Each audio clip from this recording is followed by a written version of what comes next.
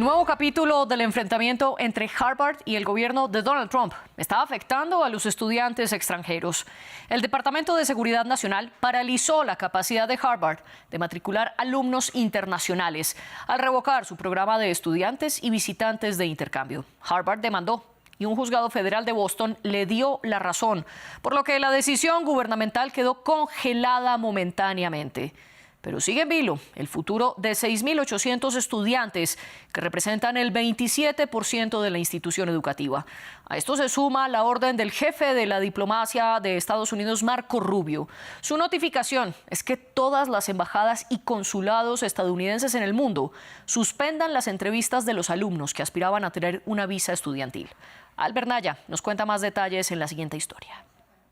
Continúa la ofensiva de Donald Trump contra Harvard. Si el mes pasado su administración congelaba cerca de 3.200 millones de dólares en subvenciones y contratos con la universidad, la semana pasada prohibía al centro matricular a estudiantes internacionales, una medida por ahora paralizada por un juez. Y ahora el presidente pretende cancelar todos los contratos federales restantes, una suma que ascendería a 100 millones de dólares, según medios locales. En Harvard corren tiempos de cambio.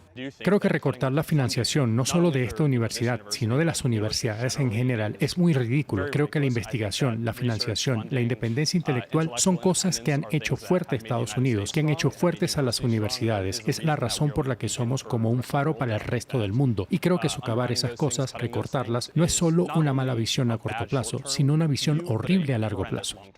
Por otra parte, Marco Rubio, por orden expresa de Trump, ordenó a los servicios consulares estadounidenses de todo el mundo no programar nuevas citas para solicitar visados de estudiante. La administración, según el portal político, se prepara para implementar una nueva política que contempla la revisión de las redes sociales de los solicitantes, pero no especifica qué tipo de información evaluará. Seguiremos utilizando todas las herramientas que podamos para evaluar quiénes son los que vienen aquí, sean estudiantes o no.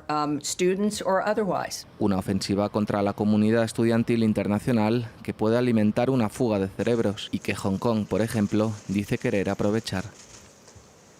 La disputa radica en las 10 peticiones que le hizo el gobierno Trump a Harvard el 11 de abril. Le exigía reformar sus criterios de admisión y de contratación de profesores para denegar el acceso de quienes fueran hostiles a los valores estadounidenses y eliminar el supuesto antisemitismo de la universidad, entre otras medidas. Harvard se negó, diciendo que esto afectaba la libertad de expresión y su autonomía. Desde entonces, las arremetidas de la Casa Blanca no han cesado. ¿Por qué ahora persiguen a los estudiantes extranjeros? ¿Quiénes ganan y quiénes pierden con estas medidas?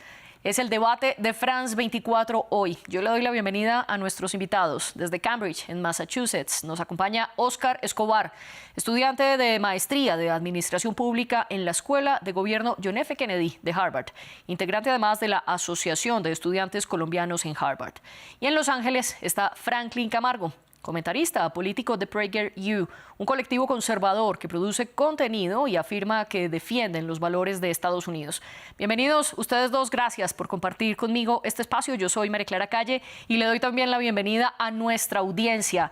Los invito a que nos sigan en las redes sociales, donde estamos como @France24-ES y mi cuenta personal es @MariaClaguirre. Y también pueden vernos en la señal de YouTube o escucharnos a través de Apple Podcasts, Spotify, Deezer o TuneIn. Óscar Escobar, comencemos con un comentario general. ¿Qué opina de las recientes medidas del gobierno de Donald Trump? Bueno, no, muchas gracias a ustedes por la invitación. Yo debo decir que, por supuesto, ha habido muchísima ansiedad, estrés en el campus entre los compañeros internacionales. Precisamente ayer, estamos en la semana de grados, yo me estaba graduando del Mason Fellowship, que es el programa internacional más antiguo que tiene la Universidad de Harvard. Y realmente es un poco irónico pensar que mientras nos graduamos se le está cerrando la oportunidad a miles de jóvenes más latinoamericanos y, por supuesto, internacionales de todo el mundo de poder venir a esta importante universidad, de crecer profesionalmente, intelectualmente, pero también de aportarle muchísimo a este país, porque finalmente eso es lo que hace un ecosistema educativo como el que ha cultivado los Estados Unidos durante tantos años. Así que yo creo que pues hay confianza, digamos, en algunos de nosotros en que la universidad puede prevalecer en esta lucha a través de los canales judiciales, a través del debido proceso, pero por supuesto hay mucha ansiedad, sobre todo entre quienes deben continuar un año más de sus estudios o entre aquellos que apenas los admitieron a la universidad en abril, están haciendo su proceso de visado y bueno, se encuentra esta situación y esta suspensión que acaban de mencionar ustedes también en la introducción. Franklin Camargo, ¿y qué opina usted de estas medidas? Mira, en primer lugar a mí me gustaría decir que los inmigrantes, y entre ellos los inmigrantes estudiantes que vienen a los Estados Unidos, han sido de gran valor para el país históricamente, no solamente por las matrículas que pagan, sino porque la regla o el común denominador han sido personas sumamente talentosas que se asimilan a los valores y principios americanos y que terminan siendo un bien sumamente positivo para los Estados Unidos de América. Habiendo dicho esto, también es importante decir que la inmigración y el otorgar visa de estudiantes es una competencia del gobierno federal de los Estados Unidos, quien, en busca de sus intereses y de lo mejor para el país, decide también otorgar esta licencia, que es un privilegio, a diferentes entidades universitarias, educativas, para inscribir estudiantes extranjeros. Harvard, históricamente, se ha beneficiado de este privilegio. Ahora, ¿qué sucede aquí? Que Harvard ha incurrido en una serie de acciones donde ha permitido la admisión de estudiantes que son de dudosa reputación o que incluso una vez en el campus universitario han incurrido en acciones no propias. Entonces aquí hay que plantear la siguiente pregunta y déjame hacer un ejemplo que yo creo que es sumamente práctico. Si una universidad, por ejemplo, empezara a reclutar a supremacistas blancos para que acosen a estudiantes afroamericanos en una universidad, ¿el gobierno federal debería actuar, sí o no? Yo creo que todas las personas de bien estamos de acuerdo con que debería actuar. Ahora, eso no es lo que está sucediendo en Harvard. No están reclutando a supremacistas blancos, pero sí han reclutado a personas que han acusado a estudiantes judíos, han ocupado espacios sin permiso y cuando el gobierno federal de los Estados Unidos ha incurrido a Harvard y le ha pedido información sobre estas personas o ha querido conocer el proceso de admisión de ciertos estudiantes o profesores, Harvard le ha negado ese permiso. Así que hay que entender que los Estados Unidos tienen una responsabilidad en defender las leyes migratorias y en tener leyes migratorias que sean de beneficio para los Estados Unidos. Por último, todo inmigrante de Estados Unidos lo sabe, como bien mi colega que le envío un gran saludo. Cuando uno llena una planilla de inmigración, te preguntan si has formado parte de partidos políticos comunistas, si abrazas a algún tipo de organización terrorista o te has unido a una organización terrorista. Siendo esto así, ¿cómo podemos permitir que hay estudiantes con visas de estudiante en los Estados Unidos que dicen que el 7 de octubre fue un acto de resistencia o que dicen que Hamas o ondean una bandera de Hamas, ondean una bandera de Hezbollah? Yo creo que eso es inadmisible y deben ser retornados a casa. Yo espero que no se perjudiquen los más de 6.000 estudiantes. De hecho, estoy ligando por ellos, pero también espero que Harvard sea más transparente con el proceso y trabaje en colaboración con los bienes y con los propósitos y con la visión de Estados Unidos. Le quiero preguntar a Oscar sobre un punto que menciona Franklin, y es que este permiso para recibir visitantes y estudiantes extranjeros, en efecto, lo otorga el Departamento de Seguridad Nacional, y dice Franklin, esto es un privilegio, no una obligación, y es un privilegio que debe ajustarse a los intereses de Estados Unidos, y pone el ejemplo de qué pasaría si una universidad reclutara supremacistas blancos. ¿Qué responde usted, Oscar? Bueno, yo creo que efectivamente en todo país hay que cumplir la ley y eso es lo que ha estado haciendo la universidad.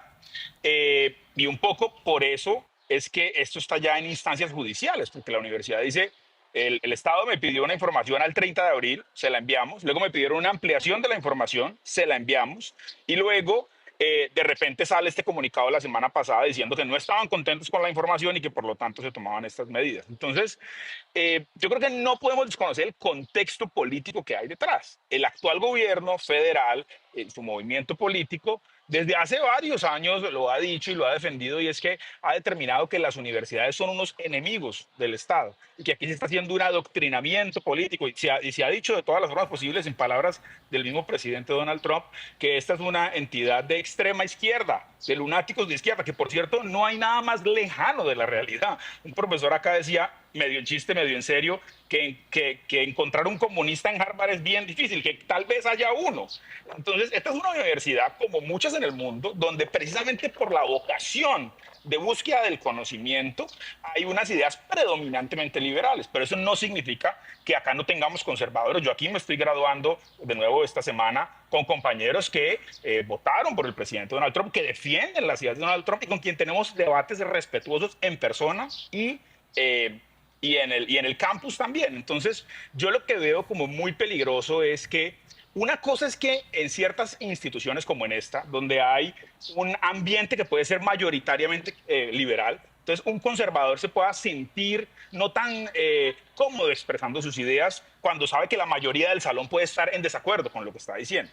Una cosa es eso, que es algo que es un problema que esta universidad tiene y que la universidad lo ha reconocido y que ha revelado reportes sobre eso y que está tomando acciones sobre eso.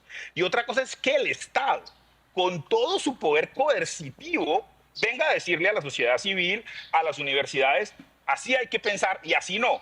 Esto es lo que se puede enseñar y esto es lo que no se puede enseñar. Y eso me parece absolutamente peligroso y me parece del estilo de la dictadura venezolana.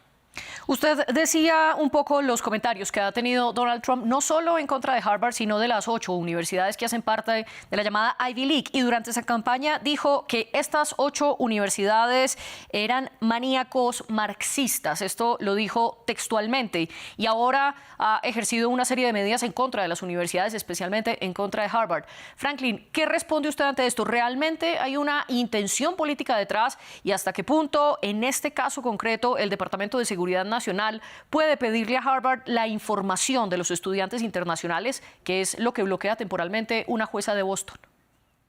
A ver, para nadie es un secreto que la corriente que predomina en las universidades más importantes del país es una corriente progresista. Eso a nivel personal mío no es lo que me molesta, está en su libertad.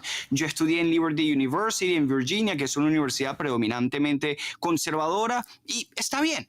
¿Cuál es el problema? Cuando alguna de las ideas o corrientes que ahí predominan o que ahí por lo menos se les permite, van en contra de valores estadounidenses. Y esto en términos simplemente objetivos, siguiendo incluso leyes federales. Y voy a plantear un ejemplo. Y aquí yo no estoy tergiversando, pueden todos buscarlo. El año pasado hubo una audiencia en el Congreso con 3 directores o presidentes de las universidades más importantes del país. Entre ellas estaba la señora de apellido Gay. Y le preguntaban si en los campus de Harvard llaman al genocidio de judíos, estoy parafraseando, pero era algo similar, ¿eso violaría las leyes del campus o la norma? Y la señora decía, presidenta de Harvard, decía, depende del contexto. Unos pudiesen decir, bueno, Franklin, es que son absolutistas de la libertad de expresión.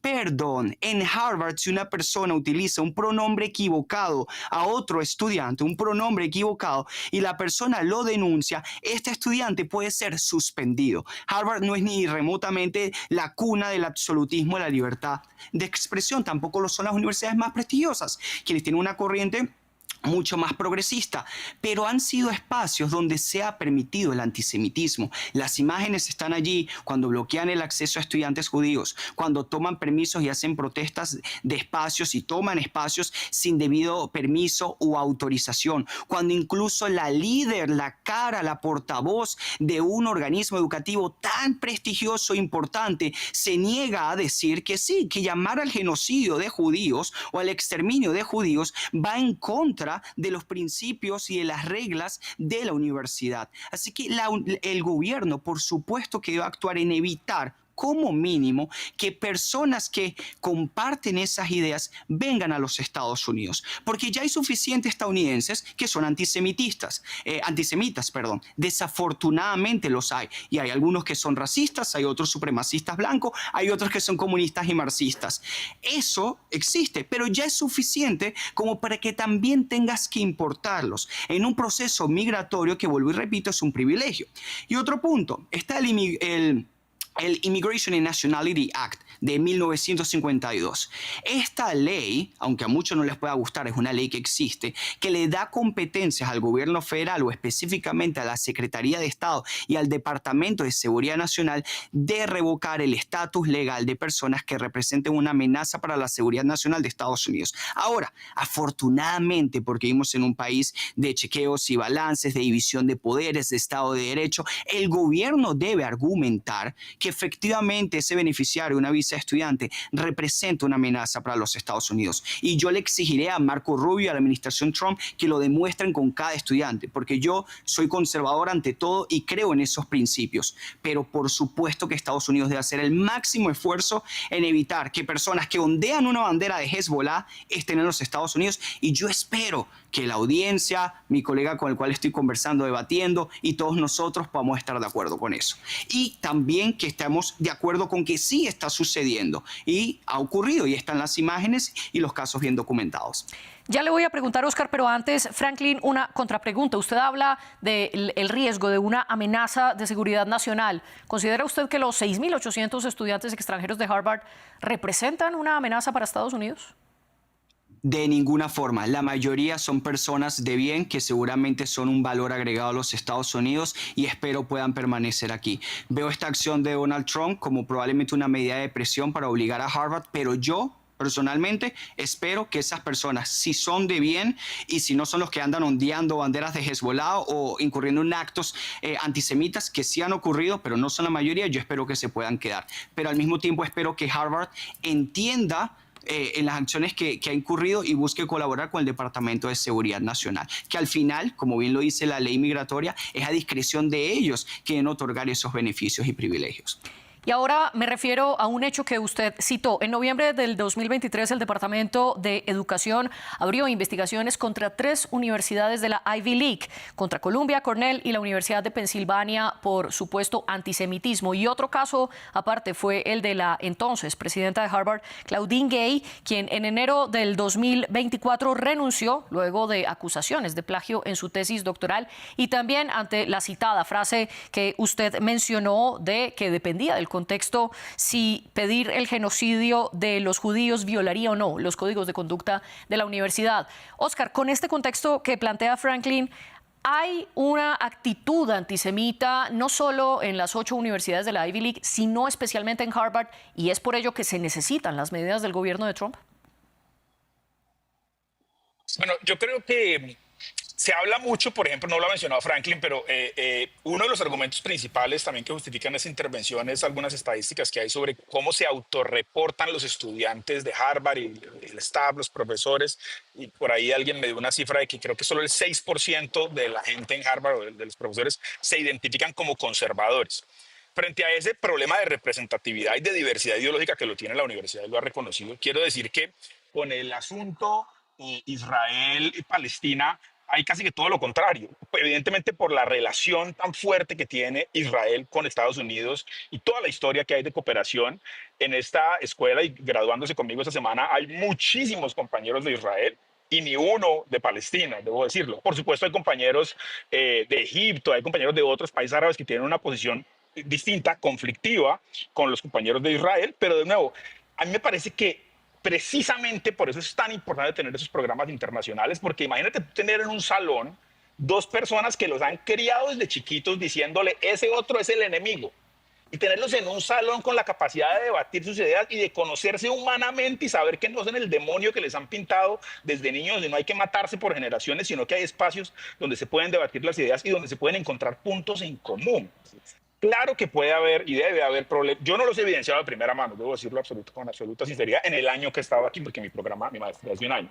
Pero yo no voy a negar que el antisemitismo es un problema en la universidad. Pero también quiero resaltar que existe el sentimiento antiislámico, y lo ha revelado un estudio de la misma universidad, y también el sentimiento antichino. Y son problemáticas que no tenemos que esconder, tenemos que, como lo ha venido haciendo la universidad, ponerlas sobre la superficie y ojalá poder trabajarlas de la mano con el gobierno federal para irlas mejorando. Pero lo que se siente en este punto para nosotros los estudiantes es que el antisemitismo se volvió la excusa con la cual el gobierno federal quiere censurar y callar cualquier opinión disonante con la política exterior del gobierno actual. Y eso es lo que me parece tremendamente peligroso. Entonces, a cualquier persona que le parezca que el bombardeo continuo de Gaza es una violación de derechos humanos, como lo han dicho y lo han reportado, mejor dicho, miles de organizaciones internacionales. Entonces eso significa que nosotros ahora, por decir eso, somos un enemigo de Estados Unidos o que somos unos terroristas por pensar eso. Es que eso es lo que está pasando. Se está tratando a los estudiantes internacionales de Harvard y de muchas universidades casi que como fuéramos delincuentes por poner unas ideas sobre la mesa. Eso no puede ser, y expresar esas ideas disonantes no puede ser considerado como antisemitismo.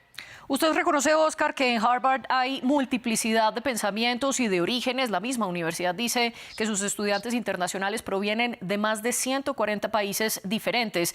Pero teniendo el contexto que usted mismo reconoce, ¿por qué entonces la universidad no le entrega al gobierno federal, como lo está pidiendo la administración de Donald Trump, ciertos requisitos de esos estudiantes para hacer una viabilidad de quienes están realmente estudiando en Harvard?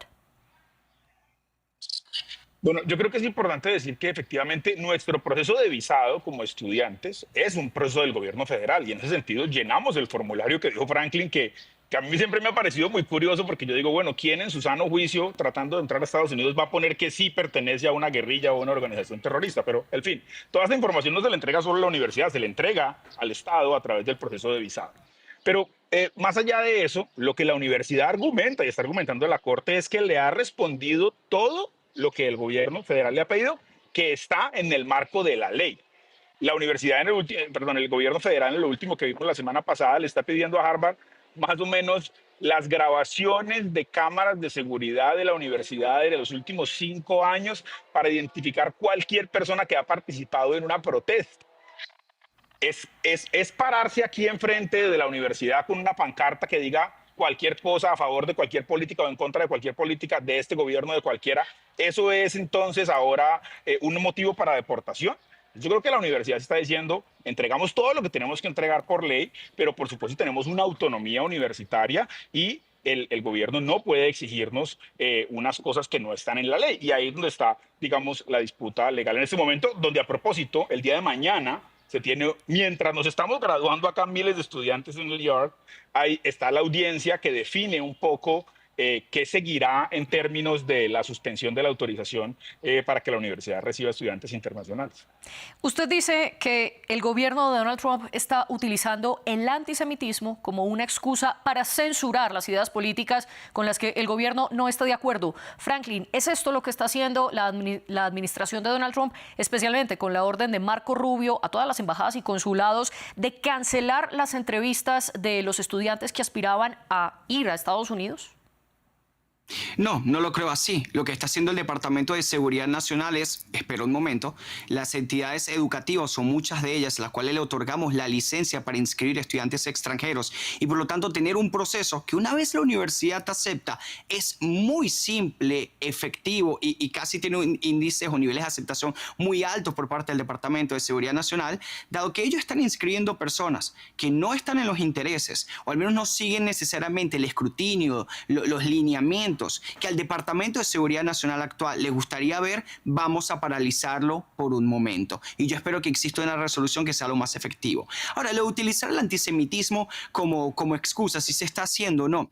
El problema no es que una persona critique a Netanyahu, al gobierno de Israel. Eso es perfectamente sano. Hay que criticar siempre al gobierno. Yo soy conservador, soy republicano y me la vivo criticando a Donald Trump. Créanme que es así. Cuestionar al gobierno es lo más sano que puede existir. Pero negar los episodios de antisemitismo que han habido, a ver, hay que simplemente ser ciego o pretender serlo. Y no solamente el problema de Harvard, es incluso permitirlo, es que ya es a nivel institucional. Y vuelvo al ejemplo de la presidenta Gay. A ella no le preguntaban si estaba a favor de Netanyahu o no, o cuál era su opinión específica sobre una política pública de Israel o del gobierno de Israel. No, era si ella creía que violaba los reglamentos reglamentos del campus universitario el llamar al genocidio de judíos. Y señores, se negó a responder y decir sí, eso está mal, es denunciable, hay que repudiarlo, eso es inadmisible, no lo vamos a tolerar. No, ella dijo, depende del contexto. Y eso parece que no fue más noticia de lo que debió ser, porque estamos hablando lamentablemente de judíos. Pero si cualquier director o presidente de una universidad se niega a denunciar el genocidio o el llamado a genocidio de latinos, de afroamericanos, de asiáticos, eso seguramente hubiese generado muchísimo más escándalo, porque recordemos además que la presidenta de Harvard renuncia a su cargo por las denuncias al plagio que tenía en ciertos trabajos que hizo durante su tesis. Ni siquiera fue inmediatamente después de esto, o esta como la única razón que era más que suficiente. Y repito, esta era la cabecilla de la universidad. A mí me gustaría ver, por ejemplo, a Oscar decir, repudio esto fue terrible, no puedo creer que la representante de la institución en la cual yo formo parte era capaz de responder de dicha forma. Y lo peor es que Harvard cambió de rostro y cambió de nombre, pero no parece haber cambiado de contenido, porque su brújula moral parece rota todavía. Oscar, además de responderle a esto que le plantea Franklin, yo le propongo que nos explique qué tan afectada queda Harvard con la paralización de las entrevistas de los visados y los estudiantes que querían entrar no solo a Harvard, sino a diferentes universidades estadounidenses. Y dos, si es posible aplicar la medida que propone el presidente Donald Trump de que Harvard limite al 15% los estudiantes extranjeros.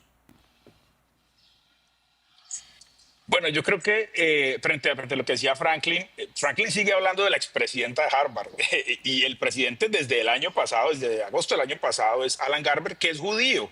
Entonces, realmente, de nuevo, yo no siento y no percibo, y no ha sido mi experiencia en este último año, que en la universidad se esté maltratando a los judíos. Por supuesto que hay un ambiente y hay una crítica internacional hacia el Estado de Israel. Una cosa es el Estado de Israel y otra cosa son los judíos frente a la situación que se está viviendo, que es terrible en Gaza. Pero yo creo que, de nuevo, lo que tenemos que pensar es el riesgo que este antecedente está generando ante la libertad de pensamiento en Estados Unidos y la libertad de que los estudiantes de intercambio aquí podamos venir a expresar nuestras ideas y a enriquecer este país. Si hay algo en la agenda del presidente Donald Trump es querer hacer América great again, ¿no? O sea, que este país sea grande y poderoso como lo era en la época dorada después de la Segunda Guerra Mundial, digamos.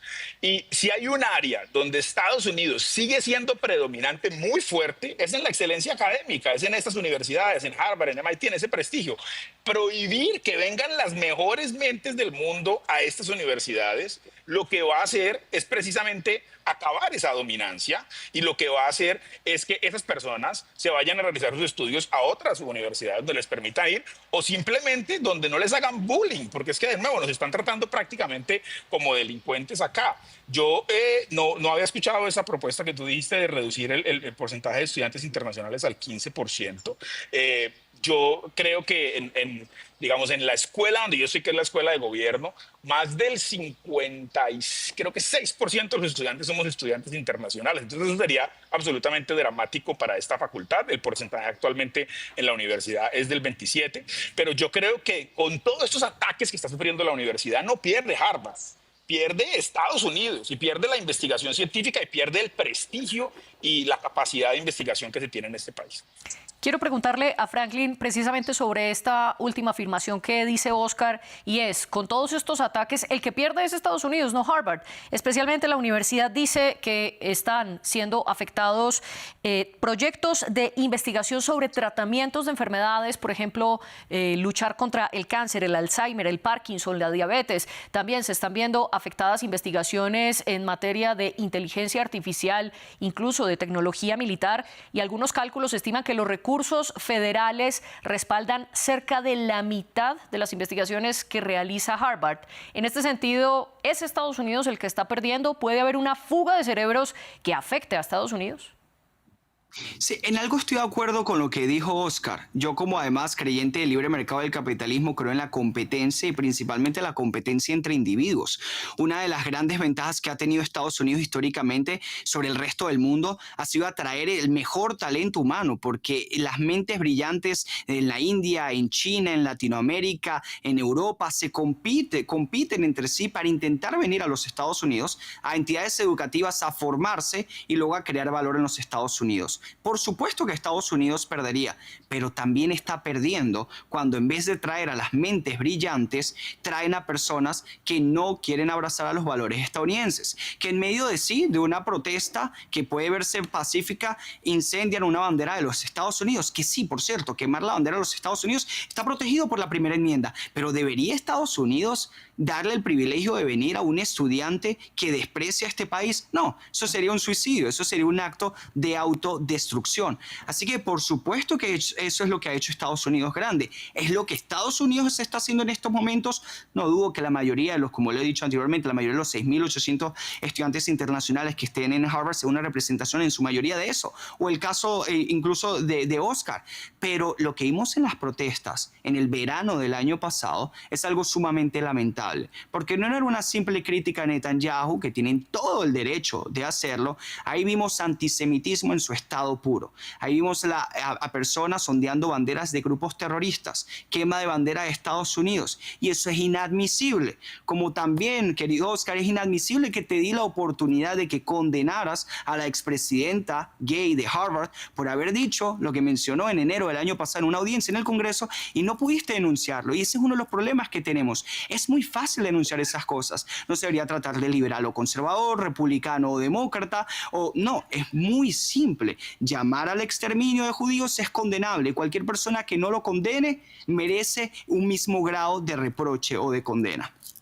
Oscar, de nuevo le abro el micrófono a usted y le pregunto, ¿debe el gobierno de Estados Unidos preservar los valores estadounidenses dentro de las universidades del país y proteger a los estudiantes de actos antisemitas? Bueno, voy a aprovechar la segunda oportunidad que me da Franklin para decir que yo personalmente no apoyo que las personas estén haciendo llamados a la violencia contra nadie. Pero lo que he aprendido este año que estaba en Harvard es que hay mucho gris entre blanco y negro.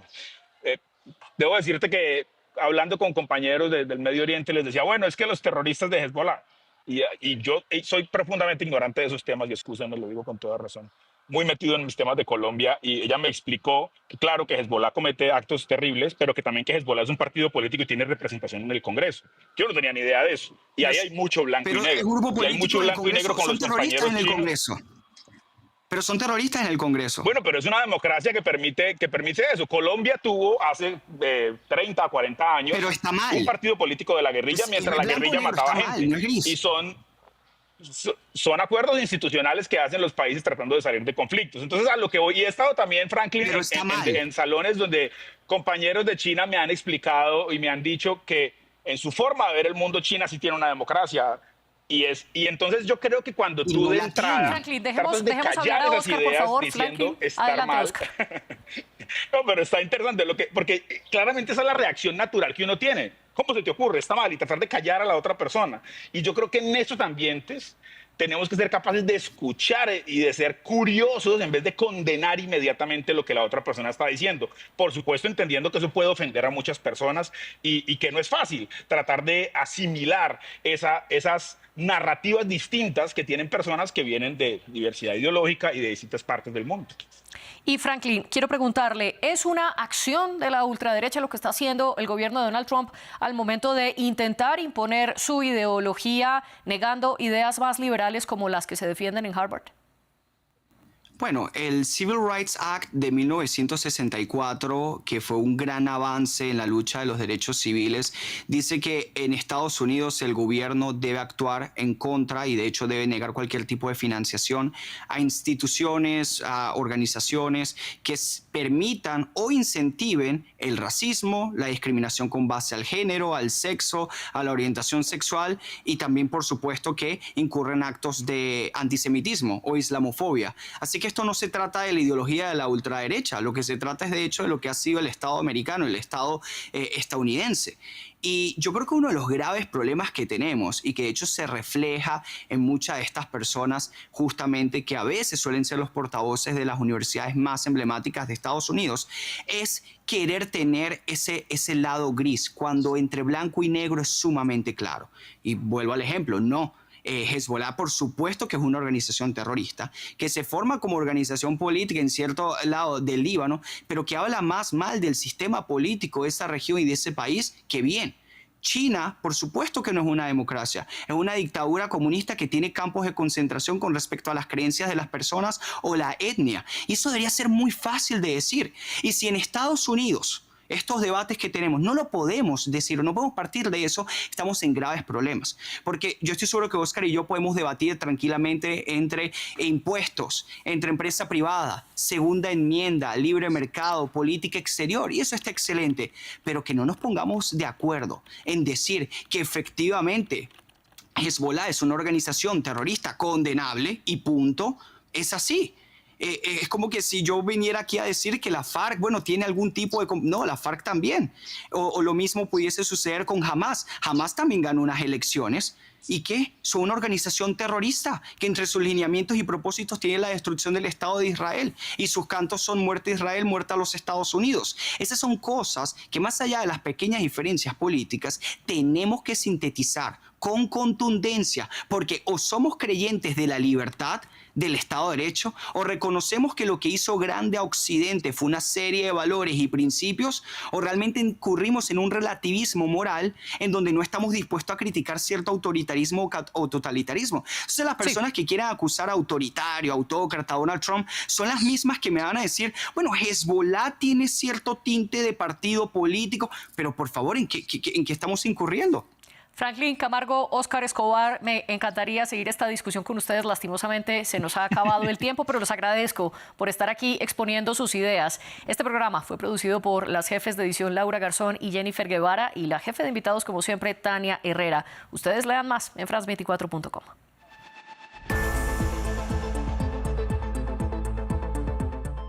Así es Asia. Reportajes, entrevistas y análisis de los acontecimientos más destacados del continente, su diversidad religiosa y cultural y su dinámica realidad política, económica y social, sus conflictos y sus soluciones. Todo con los análisis y los testimonios de los corresponsales de France 24. Así es Asia, presentado por Paula Jiménez Correa en France 24 y france24.com.